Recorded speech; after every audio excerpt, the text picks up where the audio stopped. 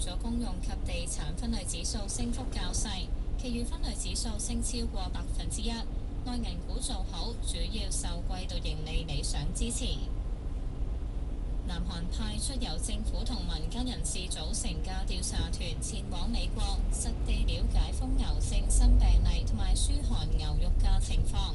調查團將會訪問美國農業部，了解瘋牛症最新病例化驗結果等，仲將會考察美國國立獸醫研究中心、屠宰場、牛肉加工場，下個月9號回國匯報結果。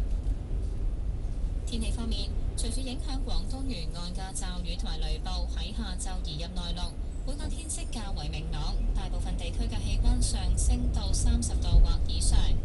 本港地區今晚同聽日天氣預測有幾陣驟雨，聽朝早局部地區有雷暴，日間部分時間有陽光同炎熱，氣溫介乎27至31度，吹和緩至清勁偏南風，高地間中吹強風。展望星期三部分時間有陽光同炎熱，隨後一兩日間中有雨。而家氣溫係29度，相對濕度82%。香港電台新聞簡報完畢。交通消息直擊報道。而家阿 Ring 同大家報告最新交通消息。講到咧灣仔會展嗰度咧，咪有啲搬運工作進行啦，至到8點鐘嘅。現時嗰度附近嘅交通咧都幾繁忙嘅。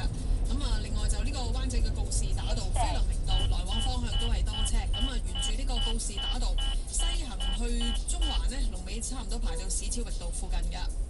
隧道方面嘅情況，紅磡海底隧道港島翻過九龍告士打道東行龍尾喺稅務大樓，西行就上橋位多車少少。堅拿道天橋過海塞到去香港仔隧道灣仔出口啦，不過就唔需要間封住。慢線落去灣仔嘅